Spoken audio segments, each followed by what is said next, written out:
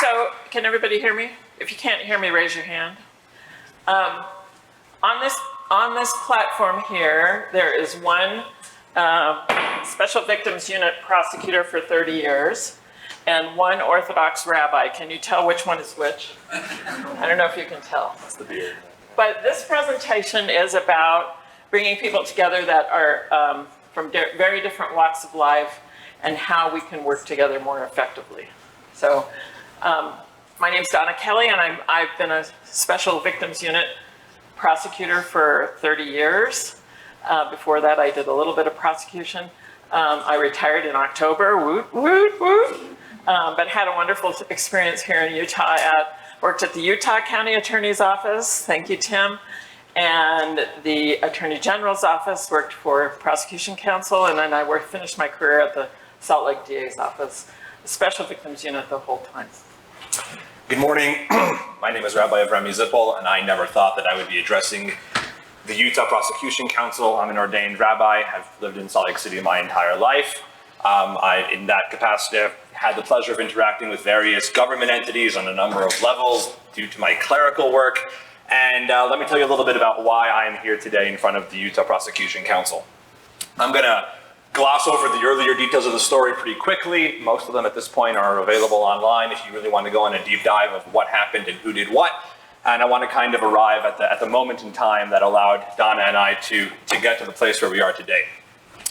My parents moved to Salt Lake City in 1992 to open a synagogue that's still around 30 years later. You may know it, on the corner of 1700 South and 1100 East, the former strip mall. It's now a synagogue. And I'm the oldest of six. We did not go to school as kids. We were homeschooled. There was no Jewish day school in Salt Lake City when I was being raised in the 90s. Being that we were at home all the time, my parents hired a babysitter to help around the house, as we were quite literally homeschooled. My siblings and I joke we were doing the cool thing before everybody else did it, and now homeschooling has a whole lot of different adaptations with COVID and Zoom and various technologies. We actually went to school at home. There was a converted bedroom, which was a classroom, and that's where we spent the better part of our day. In September of 1999, our family's caregiver began to sexually abuse me. This was something which would continue for almost exactly a decade. Over the years, I eventually left home. I attended a Jewish high school out of state, attended rabbinical college out of the country. I was coming home multiple times a year for Jewish holidays and various family occasions, et cetera, where the abuse would continue. And in 2009, just after my 18th birthday, at that point, most of us were no longer being homeschooled. We were out of town, and so my parents no longer saw the need to have this woman around the house, as most of us had grown up and moved on in life. And so my family got rid of her on very peaceful terms. Everyone parted ways, and I was left to pick up the pieces and deal with the torment of what had gone on at that point for the better part of my life. I will skip all of the deep emotional details about how exactly I ended up getting to where I was. In February of 2016, I went to see a therapist for the first time. I would say that my life was pretty much in shambles, that I was sent against my will to go and see a therapist, and there I was, and he was the first person that I had told that what had happened to me had happened to me. And to be very specific, I told the therapist to use the same words that I told him. I told him that I thought I had been sexually abused as a child. So warped and so under the influence of misconceptions was I at the time, that to me it wasn't exactly a certainty or even a probability that what had happened to me would be technically termed sexual abuse. And so I told the good therapist, I think some of my issues in life may stem from the fact that it's possible I had been through various childhood traumas. I continued seeing the therapist, and he indeed validated my concerns and my thoughts that I had indeed been sexually abused. And for 2 years of seeing him every single week, we worked through various conversations and really began the work again around processing from childhood trauma. And inevitably, at some point, the conversation gets steered towards reporting. At that point, my abuser was living out of state. I knew that she was alive. She had interacted very, very basically with my family. There was reason to believe that she was still involved in childcare. Before she had come to my family, my abuser had worked in a daycare for about 15 years here in Utah. She was living with family at that point in Glendale, Arizona. Some basic Facebook stalking seemed to indicate that she was still working with kids. And as you might expect, that didn't sit well with me. And so we began to explore the idea of what would reporting look like and the various concerns that would stem from calling the police. Now, I want to just put out one basic concept, and that is that I had one overarching fear in this entire process, and that was that no one can ever know about what happened to me beyond my therapist, my parents, and my wife, with whom I had shared the information at that time. There were a grand total of 4 people that knew what had happened to me, and I was going to keep the circle pretty small. I come from a pretty insular religious community where we just don't talk about these things. And so for me, the greatest hindrance in reporting was that concern. No one was to ever find out about what happened to me. And I remember reading in the police report when he said to the police officer, like, no one's going to know about this, right? You can keep me anonymous, right? And that's where we started the case. Yet here we are today.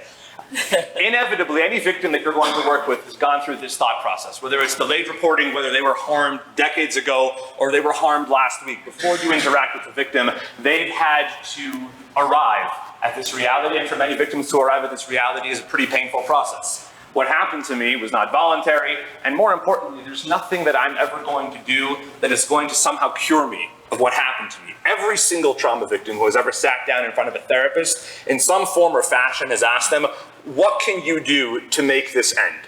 What book do you want me to read? What pill do you want me to take? What course of treatment can you recommend that will get me over and done with? And at some point, every therapist has turned to a trauma victim and said, I'm really sorry, there's nothing that I can do, and there's nothing that you can do in your entire life that will somehow cure you of the experiences that you've been through. Really, the only option is moving forward to meet whatever may come.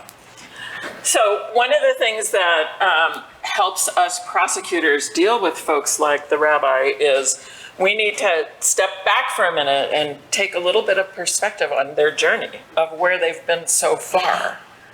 And typically, at least in SVU, victims have already gone through the process of going to a friend, going to their family member, going to a therapist. And at the point where the criminal justice system gets involved, it gets harder for them. We need to keep that in perspective. As we're meeting with them, as we're preparing for things, it gets harder. So they've been through this relatively softball process with supportive people saying things like, I believe you, you're doing the right thing, things like that, that they, are not going to hear as much in the criminal justice system. And so this is where we come in. And prosecutors, in addition, have, the challenge of preparing them for what's coming, asking the hard questions, preparing for the challenges that are going to come. I've been down this road before. We're dealing with people who have never, almost always, never been through a criminal case of their own. And so we as prosecutors, need to prepare them for that. Most victims have somewhat unrealistic expectations of the criminal justice system.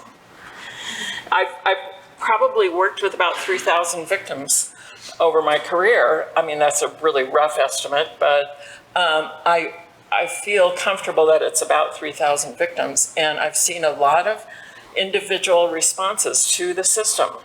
But most of them are very unrealistic about what's going to happen. This is going to, change my life. This is going to make everything better. This is going to make it all go away. It's going to be easy. Because look, Donna Kelly believes me. But their expectation is not necessarily realistic. And here's one of the reasons. Donna was very fortunate in the fact that when she picked me up as a victim, I actually had a law degree.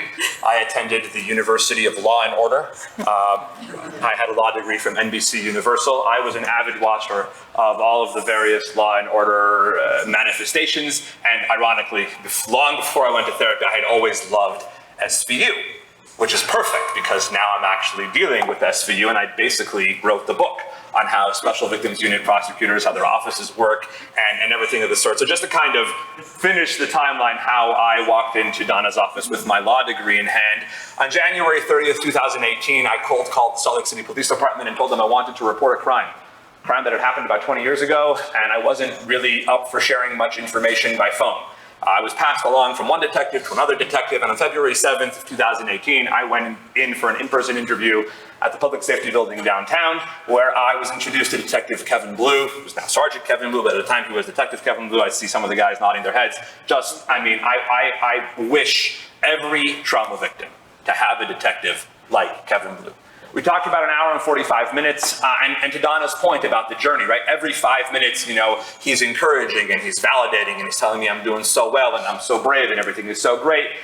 Great, just really, really great police work in handling someone who was not very excited about talking at that time. This is early February. He tells me that he'll be in touch soon. He calls me back 7 weeks later on Monday, March 26th, 2018. He says he's been off the case for a while and now he's back on it. His sergeant has recommended in a situation like this to set up a pretextual phone call. Would I come into the public safety building the next day and call my abuser? I haven't had contact with this woman in about 6-7 years at that point. Would I come in and do it? It's, in their mind, there's not much to lose. It's not like we have a relationship which is going to go up in smoke. It's, it's a wild card. Why not? I go in the next day. After various failed attempts, we talked for 45 minutes, and everything which I had told the police, she went on in far greater detail than I had been interested in sharing at that point. And at that point, we go from someone who's just kind of reporting a number of incidents from 20 years prior with no corroborating evidence and no witnesses and nothing of the sort, to now we have a real investigation.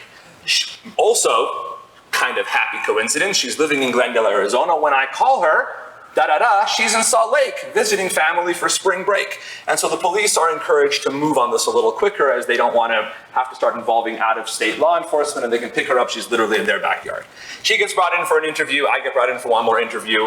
On Friday, March 30th of 2018, my abuser was arrested on suspicion of 130 counts of sexual abuse of a child. Those were all mine. And at that point, the wrinkle in the story, I'm out of town. That Friday night, hours after my abuser was picked up, is the first night of Passover. That night is the Seder. So that Friday, the day that she's arrested, is one of the busiest, most insane days of the year. And in addition to all of that, I find out 650 miles away in Northern California that my abuser has been arrested and is now sitting somewhere on suspicion of 130 counts of sexual abuse of a child.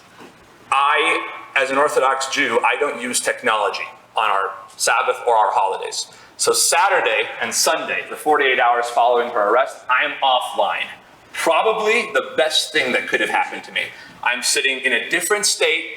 The detective came in on his day off to facilitate the arrest. He was concerned she was going to leave the state. He was actually on vacation on that Friday. He came in and arrested her on that Friday and then went off the grid with his family for 10 days down to the national parks. So I finished the holiday Sunday night. He's off the grid and I have no information. I don't know where she is. I don't know what happens next. And going back to my law degree from NBC, we know the people are represented by two separate groups. There's a no man's land in between those two groups. There's a space that exists between the police investigation and where the DA's office picks it up, and I am happily living in no man's land. The cop is on vacation. I don't know what I'm supposed to do with the prosecutor's office, and here I am just desperate for any inkling of information. The next day, Monday, April 2nd, news about the arrest gets out. And it's on every local TV station. 130 counts is somewhat of a surprising number. You see my abuser's mugshot, 70 years old, grandmotherly figure, just looks like the sweetest woman in the world who wouldn't hurt a fly or bring a library book back late. And here she is, popped up on charges of 130 counts of sexual abuse of a child. And I'm getting my information from Google. So through Google alerts, I find out in Palo Alto that she is now out on bail. Interestingly enough, again, we talk about that disconnect between the two separate yet equally important groups. The last thing that I had said to the detective on Friday after he had dropped her off, he said, with the evidence that there's against her and just the nature of the circumstances, quote, she'll probably never see the light of day again. So in my mind, I'm thinking she's been arrested. We have all of this powerful evidence. I'll probably have to fly back to Salt Lake City in the middle of holiday for a quick sentencing, and then she'll go away for the rest of her life, and that'll be the end of the story. And I find out through Google that she's actually seeing the light of day just fine. She spent 24 hours in county, she's on bail, and she's out now with her family. She's retained attorneys. I didn't know that was somehow happening. And there I am getting all of this information off my phone. That night, I find out from Google, Nick McGurk, Channel 4 ABC, has a sit down with the district attorney in his office. And I'm watching the 9 o'clock news in Northern California. And the district attorney commented on my case. Now, just for context, it wasn't my case at that point in the sense that no one knew that I was the victim. The district attorney knew, and that was about the extent of it. He wasn't commenting on the rabbi's case, but he's commenting on this case and how we take these cases very seriously and we seek justice for every victim. And I cannot tell you how profoundly meaningful watching that interview was for me. Now, I learned later, the district attorney probably does one of these interviews a week, maybe multiple a week. But for me, that interview was life-changing. Because for me, it actually gave me the idea that someone knew, someone was handling this case. Like this was actually going forward. And although I'm getting all of my information off the internet, someone out there is mindful of what's going on, and I am in good hands. And so I think it's really important for us as prosecutors. You know, we tend to, you know, see reporters in the hallway and at the courthouse and run the other way. But it's really important to put forth some sort of presence when there is a case like this. And at our office, and it was handled by Mr. Gill very brilliantly. He didn't make promises. He didn't talk about the evidence. Those are things we can't do as prosecutors. But he did say we take these cases very seriously and we will devote a significant amount of resources to this case. So we are to the point where the rabbi walks through the door of the district attorney's office. So I came back from Passover. Don and I had connected by phone to set up a meeting. And I will tell you this, something which I learned firsthand. When someone walks through the office of the DA's office in whatever part of the state, whatever part of the world, likely they're having a miserable day. Either something very traumatic happened to them very recently and it's now being adjudicated and they have to relive it, or they're reliving something which happened to them decades ago. When you walk through the door of the DA's office, you're not there for a social visit. You're not there because you're having a great time. And in all honesty, if you think about the DA's office, I went to the downtown office, but if you think about the DA's office from a victim's perspective, so you're going in there to spill your guts to a person who you have no idea who they are, and you didn't really ask for them to enter your life, and we'll talk about that more in a moment, and you come into an extremely sterile environment. You come inside, what are the first things you see? Bulletproof glass, metal detectors, sheriff's deputies. It's not exactly the sort of environment that gives you the warm fuzzies. This is going to be a place where it's going to be somewhat of a relaxed environment where I can speak openly and feel comfortable sharing. You're speaking to a receptionist through 2 layers of glass. They're asking for your ID. You're getting a visitor's badge. Then you have to go through security, and then you sit on these lovely hard metal benches until someone comes through to summon you back to the inner chamber. If you think about the environment where someone is about to go and meet the person that's going to pick up the flag and fight for their life, not exactly the warmest, softest entrance to really facilitate the environment for what's about to happen inside those doors. And so this first meeting that we have, I sort of think of a journey as a victim as sort of, so far, they've been in a canoe. They've been floating down a nice, calm, lovely river, looking at the scenery. Things are going well for them. People are patting them on the back, saying, "Good job, I believe you," blah, blah, blah. And our job as prosecutors, we know the waterfall is coming, right? We know the waterfall is coming. Our job is to prepare them for the waterfall that's coming. They will be likely attacked. They will try to discredit them. Things will happen that are hard and difficult. So we've got to take them from that canoe into the real world, and we've got to figure out how to get them down the waterfall. And the first shock was the number of counts that we charged. As the rabbi told you, 130 counts were charged by the police officers. But I know, as a prosecutor, that I am never going to get 130 counts bound over. That we have to prove each element of each crime 130 times. What happens when the defense attorney at the preliminary hearing asks the good rabbi, well, what happened on the 97th time? What happened on the 34th time? Tell me about that. We're never going to get those bound over. And we don't really want to.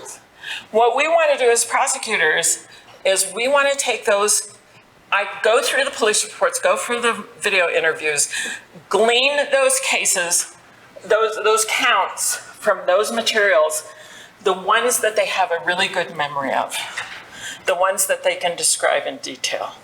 Because you know what? The judge is not going to give the defendant 130 consecutive counts at sentencing anyway, assuming we won all of those, right? So I know what is good is to charge the counts that this incredible reporter of what happened to him can get on the stand and talk about. And Donna had broken this news to me by phone when I was still out of state, and I was finally here to talk to her about it. Now, just for context, so Donna mentioned elements, right? And a term which is familiar to all of you. There wasn't elements in my law school class at SVU. I had never heard the term elements on Law and Order.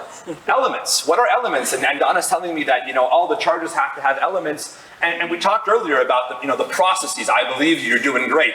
And I had shared with my therapist in the week after the arrest, how profound it was to know that my abuser was arrested on 130 counts of sexual abuse of a child. There were a lot of crimes that had been done to me. I was the victim of a lot of crimes. It was validating to hear that. And the first thing that the good prosecutor shares with me is, oh yeah, by the way, the big 130 bubble you've been floating on for a couple days, we're gonna slice that and come down to 7. And the first question I asked Donna is, so just so we're clear, you don't believe me about the other 123? Are you telling me that it only happened 7 times and the other 123 are what? Fabric of my imagination? I made up and the 7 really what does that mean? Now, it's Donna's job to explain to me about the elements of a crime and the whole rationale that Donna just put forth very eloquently and made perfect sense. But for a victim who's been living in a certain world for a moment, as that bubble pops, all these wonderful, rational explanations go straight out the window. And you start off that relationship with a certain measure of distrust. The police believe me, it sounds like you don't. It feels like you're saying that not all of this happened as I described it, and there's a relationship of trust which needs to be built up to explain how this now works in this office as opposed to the police station, and why we're going to handle this differently, because that is exactly our job. Okay, so here we are starting to go over the waterfall. And when victims first come into the system, we want to give them our full attention. We want to, work hard on their case. I could have worked full time on his case, and yet I've got 100 other cases pending. So, what eventually I came around to in about 30 years of trying to get it right was that we need to let the victim control the relationship. How much information they want, how much they want to participate. Some victims would say to me, just do whatever with the case because I can't do this, I don't want to do this anymore. Just do whatever you think's fair. But other victims, for example, Rabbi Zippel, want to be involved in every single thing. And they want to understand it and they want to process it. So I think the balance is that we need to let the victim control the relationship. I'm here. You can come in and talk to me anytime,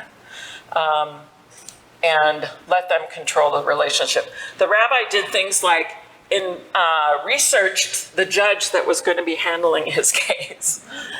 How many you guys don't want a victim like me. How many times do we have victims that do that, right? But he was very involved in everything from the beginning. So our first meeting with Rabbi Zippel, Amy Kershiznik from the DA's office did an amazing job on this case, and she was with me, and we met with the rabbi. So just for the context, again, so I'm here at the DA's office, and I have one pressing need. no one's going to find out that I'm related to this case, right? That's the one thing I'm asking you for, is that you will do whatever you can to protect my anonymity, to protect my confidentiality. That's concern number one. Concern number two, as a regular citizen of the world, there are a lot of things that you always find looking for your attention. There's two sorts of people who are always sort of hawking their wares. Realtors and attorneys, right? Attorneys are on the sides of buses and they're on billboards on the highway and they advertise at jazz games. Now, presumably you assume in life at some point you're going to need a realtor. Today's housing prices, you're not quite sure, but you'll pick one of the realtors you saw advertised, and if, as a normal person, you'll ever need an attorney, you can pick from one of the attorneys that you've seen on the side of a bus or on a highway billboard. Did you guys know that Siegfried and Jensen has been helping people in Utah for over 30 years? So in my mind, if I was ever going to need an attorney, I don't know, what kind of attorney would I ever need in life? Presumably I was going to call Siegfried or Jensen, or who's one call, that's all. I don't even know who that guy is. Call Donna Kelly, one call, that's all. And so I'll prosecute your case. When I sit down in Donna's office, I have one question for Donna. Siegfried and Jensen have been helping people for 30 years. What have you been doing for 30 years, and why should you be my attorney? Because I am now at this moment in life that I had never anticipated being at. I now have an attorney. I don't have an attorney, but for all intents and purposes, I now have an attorney. And what if I don't want to hire you? Is there like a roster that Mr. Gill has in his office, and I go up to him after the meeting and be like, you gave me Kelly, no bueno, give me somebody else? Can I swap her out at some point? These are legitimate concerns for someone who now has this really big deal in their life handed off to an attorney that, with all due respect to Donna, I never chose, and I never asked for, and I never signed up for. There's an expectation that when you call 911, you're not going to pick the cop who handles your case, right? You call 911, what's your emergency? And they send out someone with a badge to go take care of your problems. But if I'm going to need an attorney in life, you are damn sure I am going to pick that attorney and look up that attorney and find out everything about that attorney. And now an attorney has been dropped into my lap, and I need to deal with that. And this is really kind of the motivation and the thought process that goes into this first meeting. So, as the rabbi said, he's sitting there thinking, oh, well, what if we don't see eye to eye? What do we do next? In the meeting, Amy and I learned that he was very much wanted to be involved in the case, and we said to each other after he left, we said, he's going to be very involved in this case. He's going to want every single detail. Okay, just be ready for that. And so that's kind of how we proceeded from that point on. There are a couple of surprises for victims in the criminal justice system. Just a couple. Just a couple. Here's a few more. Prosecutors do not represent victims. We don't represent them, and that's something that is totally foreign to many of the victims that come into our office. And I often would tell victims, look, we may not agree on every single thing, and that's okay. But I will always give you the chance to be heard, and so forth. Another surprise for them is that prosecutors and cops, we are independent of each other. The cops don't work for me. I don't pay their paychecks. They work for their agency, and we are designed to be a check on each other. So that's another thing that they need to be ready for, and we explain to them. One of the things that I often tell victims is, and I had to talk about this with the rabbi because he was, a half a step or 3 steps or 7 steps ahead of us every time, right? Because he's so incredible and intelligent and prepared. And I had to tell him, look, let's just take this 1 step at a time. 1 step, and then the next step, and then the next step. It's not like Law and Order. It's not like it's over in 30 minutes. And she's gonna be, in custody for the rest of her life starting now. That's not how the system really is. So 1 step and 1 step and 1 step. And one thing that the psychologists will tell you is resiliency. This is the good news. Resiliency is a learned skill. Resiliency is a learned skill. We can learn to be resilient. And so what often we would do is we would sit down and talk about, okay, what just happened in the courtroom? What's going to happen next? You got through that. That was a grade. Sort of a debriefing each step of the way so that victims can develop that resiliency to our system, within our system. Do a debriefing after each event. I think we've joked a lot about, Law and Order University. The greatest misconception that I think victims have from pop culture about how the system works, in all seriousness, is time. Right? So you watch an SVU episode, there's a crime committed on Monday, on Tuesday there's a police investigation, on Wednesday fellows arrested and charges are filed, on Thursday there's a jury trial, and on Friday, the victim and Olivia Benson go for a walk and they see the sunset together and they all live happily ever after. Right? My abuser was arrested on March 30th. I would find out her initial appearance before a judge. The first thing that would ever happen was going to be on Tuesday, May 9th. And I'm saying it takes 5 weeks to put her before a judge.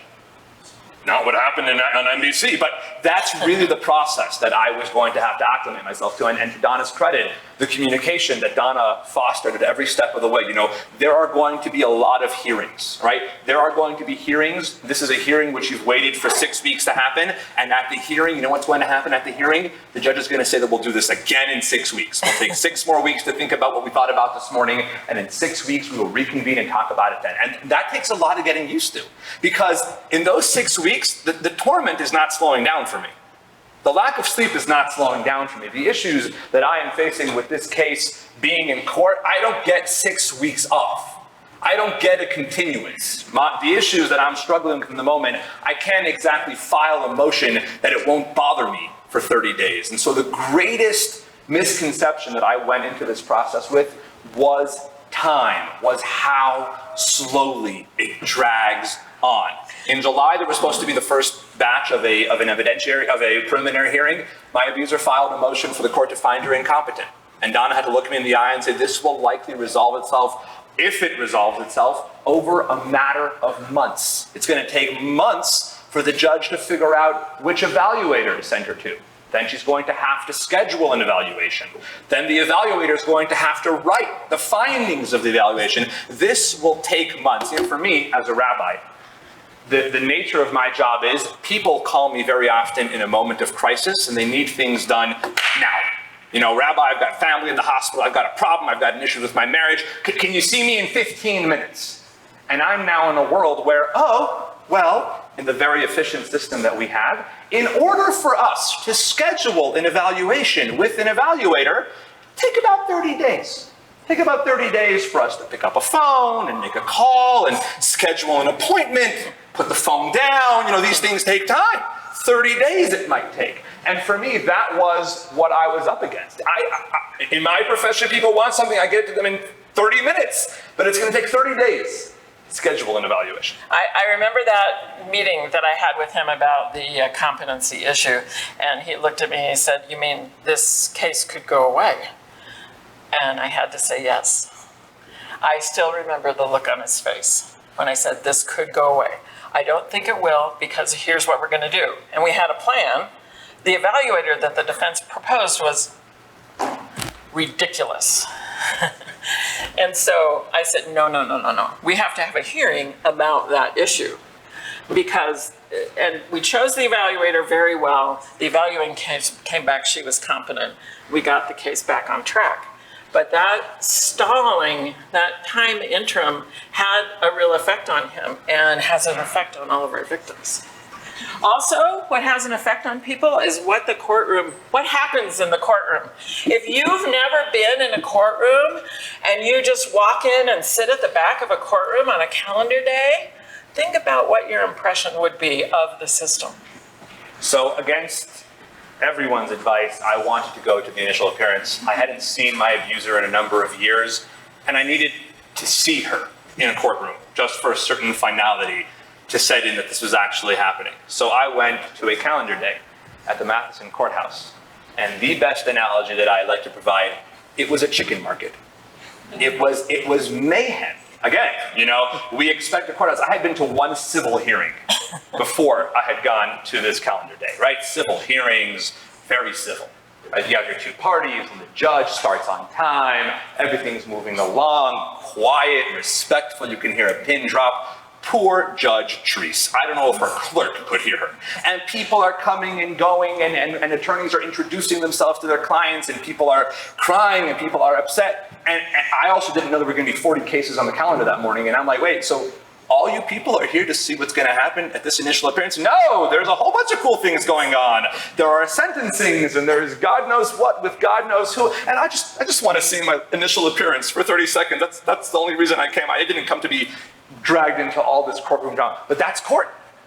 That's court. And if we think about it, you know, the amount of torment and the amount of inner strength that it takes a victim to go to court that morning for just a calendar day, just for a law and motion day, and you know, they want to be in this space where there's such respect and such solemnity paid to their trauma, and they come in to just mayhem. Which, if you think about it, for a victim to be introduced to that for the first time is quite an adjustment.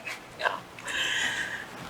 So as we went along, the rabbi went to every single thing. I think there was one court hearing that you were out of town for, and you know, within 20 minutes of the court hearing, I'm getting a call saying, what happened? What happened at the hearing? I want to know, what did the judge say? What did you say?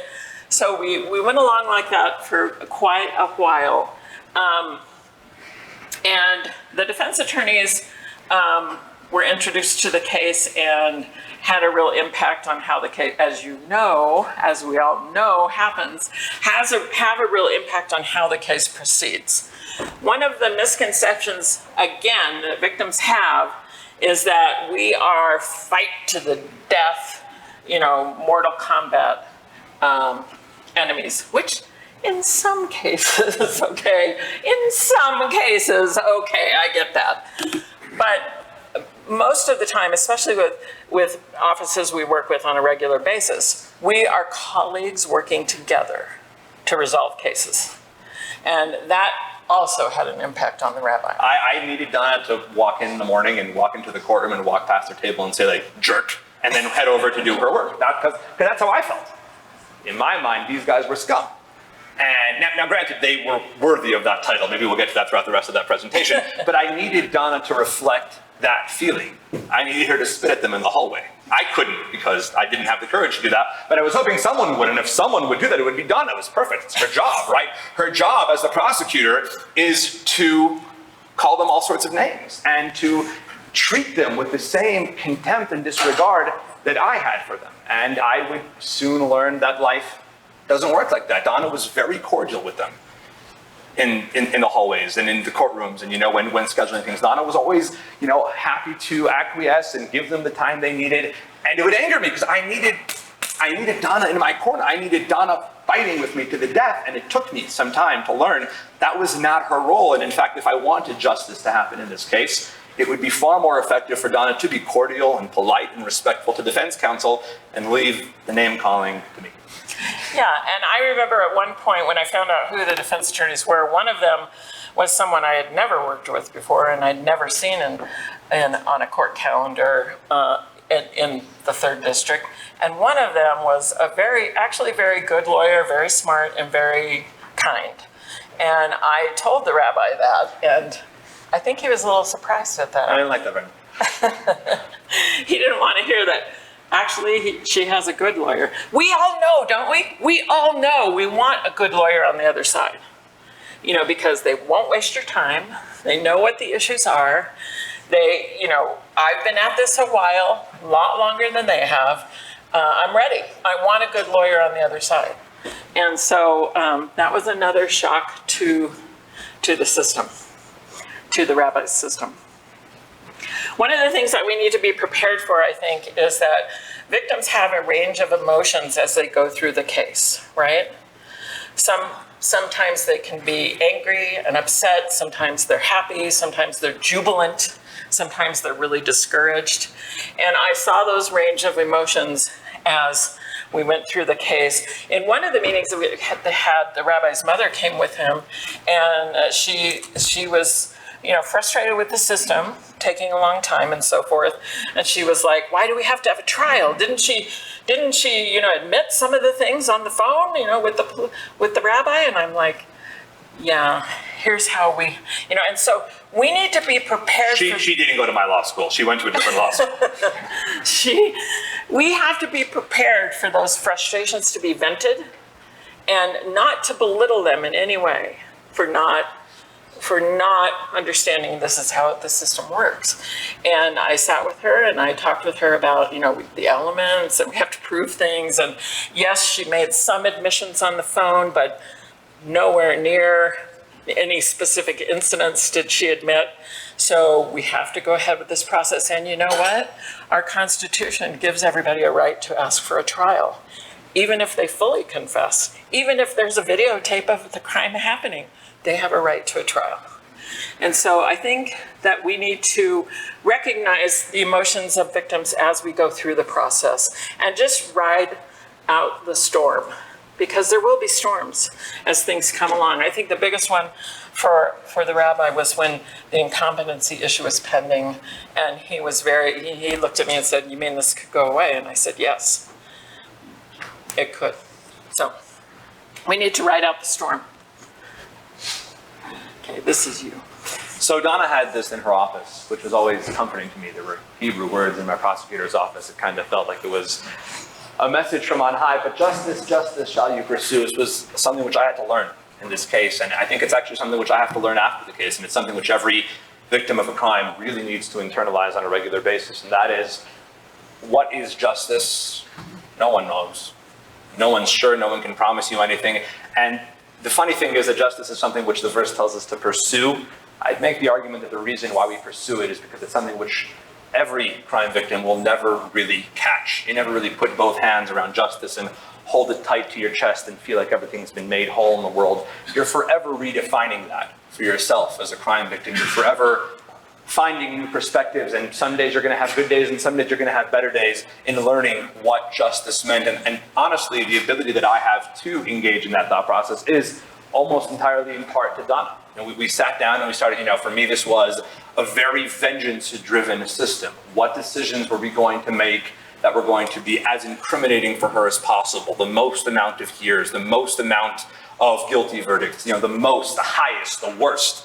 And it was a long process of learning that that's not justice. Justice is going to mean something else for you on any given day, and really developing that sort of appreciation for the journey is key to finding that elusive justice. And one of the things that I often emphasize with victims and with the rabbi is, sometimes justice is just getting up there and saying, this is what happened to me, in front of the judge, the jury, and the abuser, just getting up there and saying what happened. And sometimes that is a measure of justice. The thing that I've learned in 30 years of being a prosecutor is that justice is a process. It's not a single event. It's not a goal. There's no goalposts at the end of this. It's a process. And we're an important part of that process for many victims. But we have to remember, it's a process. They're going to have to go home after the case is done, regardless of what the outcome is. They're going to have to go home and deal with all the issues that arise, all the things that come up. So I made sure to emphasize with the rabbi, each step, look what you did. You testified at the preliminary hearing and did an amazing job. Sometimes that is a part of justice itself. He testified with Elizabeth Smart sitting in the audience, who he befriended during this whole process. And, each step of the way is a part of justice. I think we forget that. We prosecutors define justice too narrowly, I think. Justice is not just hearing the word guilty. Justice is a process. You stood up to that person. You told the truth about what happened to you. You did everything you can. And as you look back on this in your life, you will know you did everything you could. And certainly this particular victim did every possible thing that he could to participate fully and to travel down this road. One of the things that I learned during my career, and I learned over again with the rabbi, is that we need to not just present facts. We need to not just have a checklist of the elements of a case.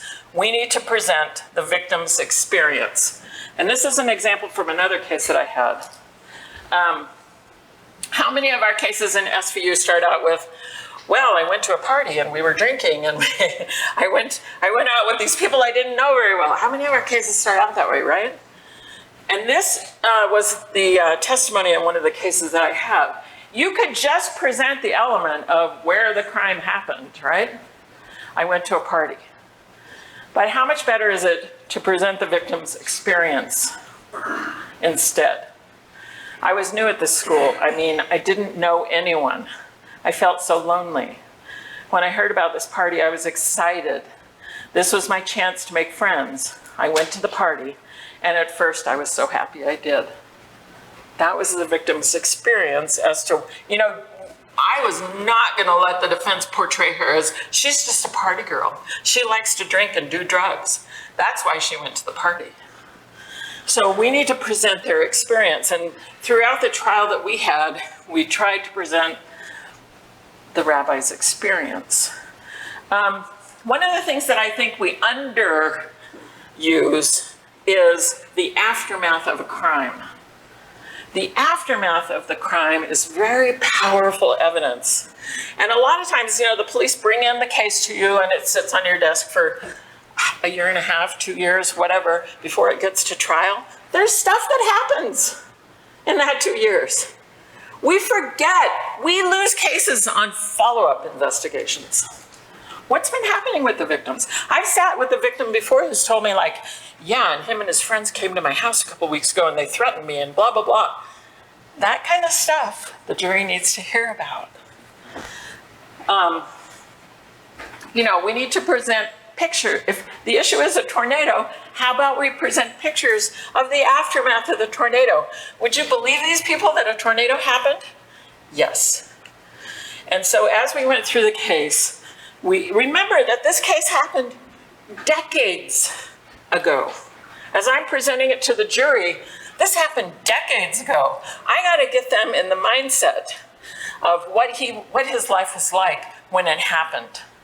So I asked him to bring in pictures of him as a child and explain a little bit about his life. He was homeschooled, which kept him somewhat isolated and so forth.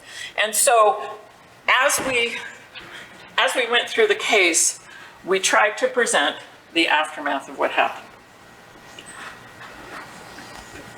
The defense had a pretty easy task on a certain level. How does this go on for 10 years?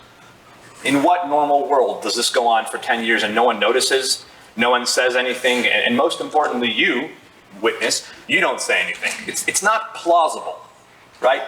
Defense attorneys love to tell juries plausible stories. This just makes sense. And this was a story that I had to admit didn't make a ton of sense. Now, I had to admit that because it didn't make a ton of sense to me either, which is why I had a hard time understanding that it was wrong. I was happy for years before therapy to internalize the guilt and the shame for what was going on, because it was difficult for me to understand that something wrong was happening at the hands of this person over and over and over again for years. So one of the things that Donna did, I think, to incredible effect, she brought my mom in to testify about what it was like in our household, the realities, the religious realities, the certain mindsets that I was raised with because of the immoral things that were going on. I was absolutely convinced that one day a car would swerve on a patch of ice and that would be the end of me. I did believe that for a very, very, very long time. Now, to Donna's point, that's not an element of the crime. What the victim is thinking about cars swerving on patches of ice seemingly shouldn't make a difference, but it's key. It's key to understanding the world of guilt that a victim lives in, and it's only that sort of environment, it's only that sort of guilt that allows these crimes to go on and on and on and on. And so to Donna's credit, she spent an incredible amount of time during the trial really setting the table, really speaking to emotional mindsets, what it was like as an Orthodox 9-year-old to be in this frame of mind, the real fear of death. The real and actual and tangible child thinking that God was going to smite them down at some point, and how that contributes to the entire reality, because being in the head of a victim is so key for the jury to realize they're normal people too. Victims are normal people. They have fears, they have anxieties. Many of them you might believe to be unfounded. Some people might believe them to be founded, but they're normal people. Witnesses are normal people, victims are normal people, and jurors are normal people. And I think Donna did an incredible job of finding that common thread, that the way I reacted to certain situations might well be the way a juror would have reacted to those situations had it happened when they were a child, and helping bring that story to life. So one of the things that I always did with victims is try to prepare them for what's coming, for what the cross-exam is going to be. And ultimately, we know what some of the key issues are, and we can help prepare victims for what issues are going to be coming. But we don't know everything. And so one of the things that I told the rabbi, and I tell every victim, is, look, just always, always, always tell the truth. Just tell the truth, no matter what the issue is. And if they give you an opening, like this defense attorney did with the rabbi, if they give you an opening to explain what you're thinking and why you were doing what you were doing, you give it to them full blast. Okay? And so this is, if I can get everything working. This is his testimony. Like in addiction, I didn't want it to happen, but I knew it would. That's why I would count this days of sobriety as a good thing. Not looking forward to coming home and it happening. Why didn't you tell anybody? Because it's exactly what's happening right now.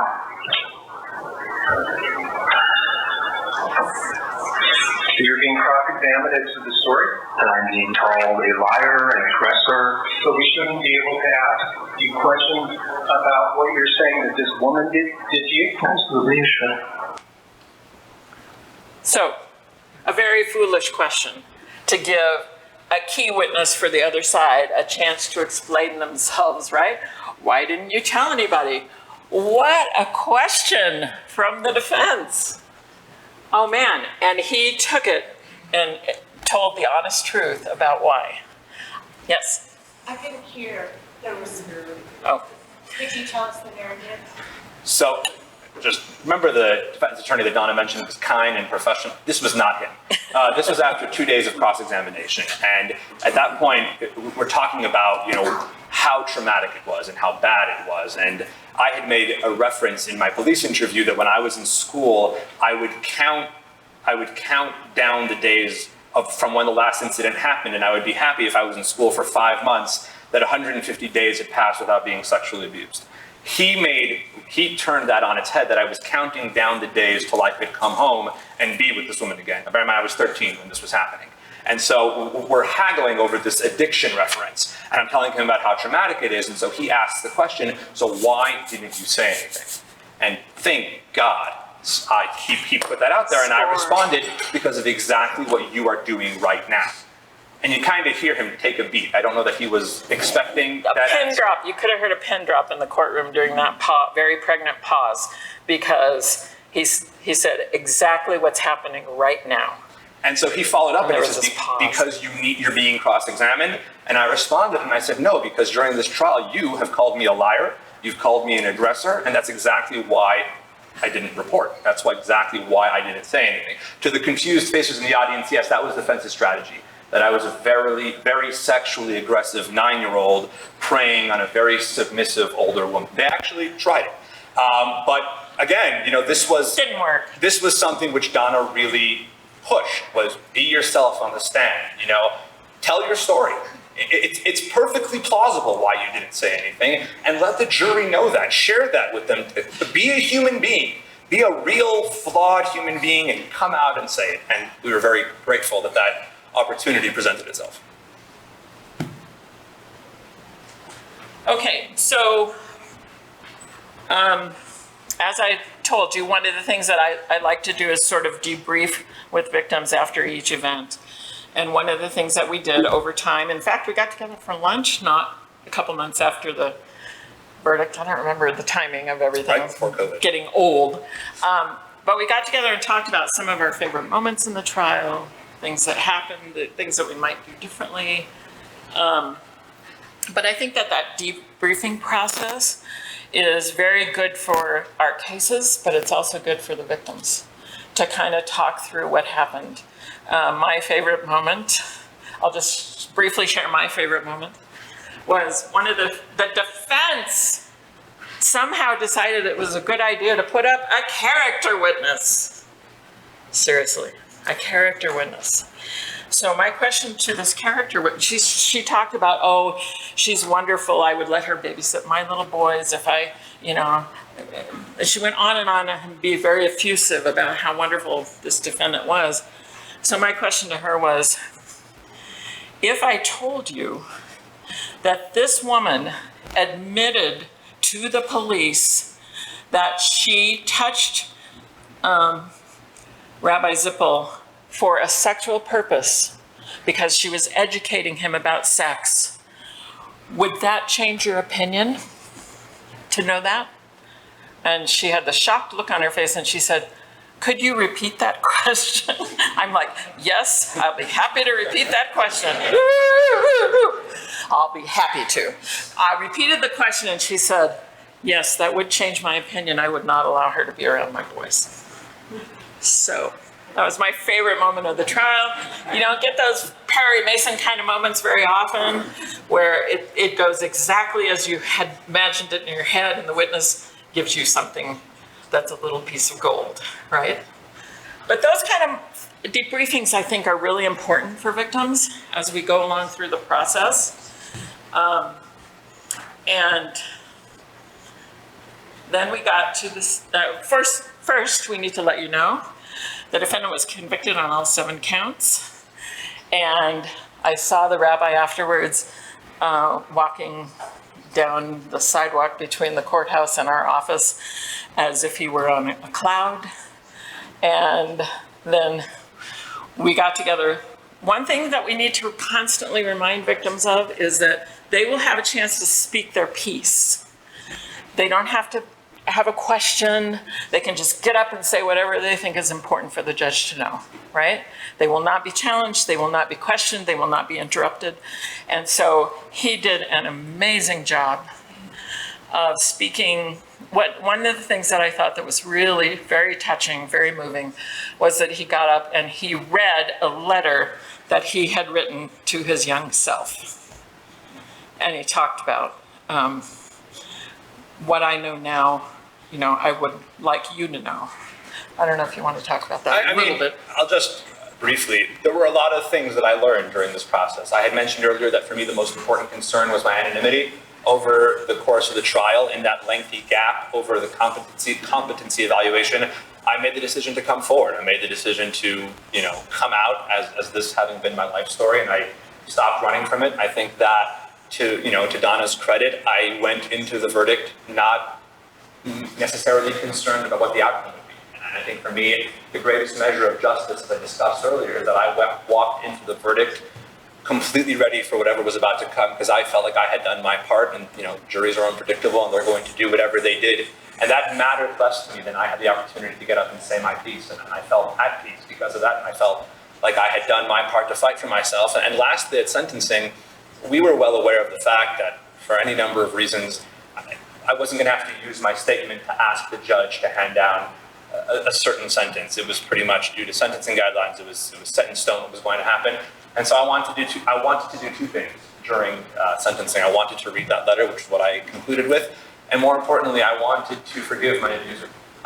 This was not something that she had asked for, and she is still sitting at the Utah State Prison writing letters to whoever will hear them that this is all a huge miscarriage of justice. But it was important for me to move on from this process with just a clean heart. And I turned to her and I said, I'm going to forgive you, not because it's something you've asked for, but because I'm not interested in having you live rent-free in my head anymore.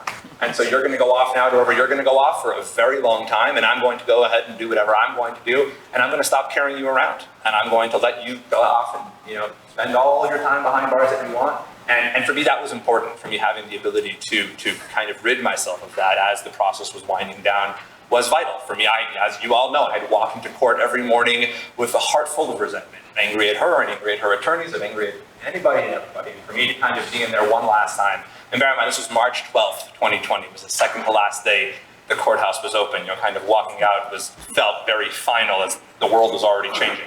But for me to walk out with that clean slate was really powerful feeling.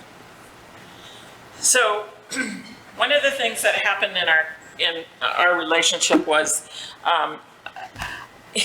the rabbi had a positive experience, would you say, overall, on the whole, positive experience in the system. And I have victims all the time who struggle and struggle and struggle. I had a very tough case where it was also the event happened in 2007. And she was preparing to go to trial in 2020. She was her trial was one of the first ones that happened under the COVID protocols. And she was terrified. This particular defendant had been part of his he was a gang member, and part of his criminal history was he had beaten a man to death with a baseball bat. Now, you're a young adult female, and you have to go against someone like that. He was one of the gang leaders. He was very dangerous and violent, would threaten her and her mother with violence all the time. So, as she was sitting in my office a couple weeks before trial, she was saying, I don't know. I don't know if I can do it. We hadn't had a preliminary hearing. They waived preliminary hearing. And so this was her first chance where she was going to have to see him and testify. And I thought about the rabbi and his experience, and I said, maybe he could come and just meet with her and talk to her. So I called the rabbi, and he, of course, was very generous and kind with his time, and he came down and met with her for about an hour, talked about what it's like to be a victim testifying. Because victims often say to me, like, have you ever had to get up and talk about a personal, horrible experience? And I'm like, no, I've never had to testify about that. So I don't have the credibility that someone who has done it has. So I asked the rabbi to come and meet with her. We met for about an hour. He left to go to another meeting, and for the first time in the whole case, I saw her smile. Her shoulders went like from this to this. And she said, I think I can do this. It was just a very powerful moment. So the rabbi and I are on the soapbox of we need more peer-to-peer support in our system. We need people, victims who have had a good experience in the system, to be able to come in and meet with victims that are terrified to testify and are having difficulty and don't know what to do when they sit up there and that sort of thing. He said some things to her, and I've been doing this 30 years, right? He said some things to her that I had never even thought of about how to prepare, how to sit on the witness stand, how to create your own space around you that's a safe place when you're in that witness box. And so we highly recommend, if any of you want to start a peer-to-peer support system for victims, we would be happy to work with you. So that's our current soapbox. And it worked well for Mariah. Okay, we have one more slide, just about that. I know we're short on time, but I think it's crucial to wrap up with this. We've called this presentation the Laffy Passion Factor. We witness prepped on Halloween. The beginning of trial was November 12th. I don't celebrate Halloween, so for me it was another day I had to get through before trial. It was about 2 weeks before trial. And so we're sitting on the third floor of the DA's office downtown in this obviously glass room, so you see everything going on in the hallways. It's Halloween afternoon, and I am really just, laying out everything in the most comprehensive fashion possible. And Donna's got at this point 2 dry erase boards and just chronicling event after event. And the dichotomy was incredibly powerful because the office is having a Halloween party. And so in the hallways you hear rollicking laughter and there's kids in costumes having a great time. And the notion that right behind me and right to the side of me, you have kids just enjoying the beautiful innocence of childhood. It's a holiday where we dress up and get candy. And I'm sitting there talking about the not innocent childhood that I had was kind of moving for me. And so after about 2 hours of prep, I came to realize something which I would realize during trial.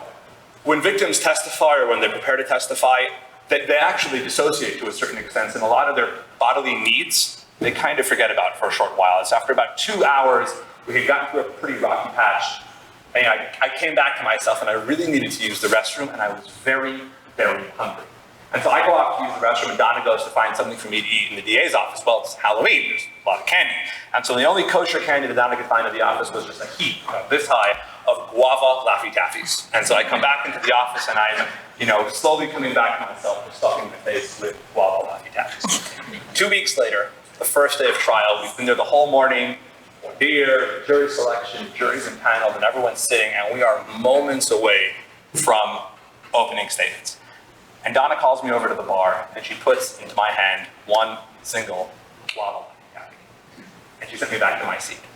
And for me, that was justice, right over there. As prosecutors, what are you going to promise your victims? You're going to promise a verdict, you're going to promise an outcome, you're going to promise a sentence. There's not a lot that you can guarantee to the victims that you get to work with on a regular basis. There's one thing that you can give them, and that is a promise that you matter to me, I see you, I believe you, all the unique idiosyncrasies of your life mean something to me. And for me, the moment before trial started, for Donna to hand me a guava Laffy Taffy as a reminder of the unique circumstances of my life, and for me to remember that I mattered that much to her as a prosecutor, and that's why she was doing this, that is all I need to get through the trial.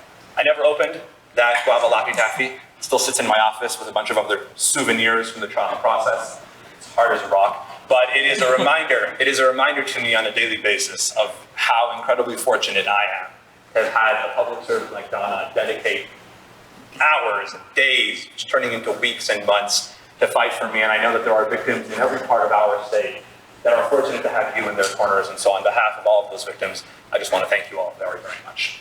Thank you.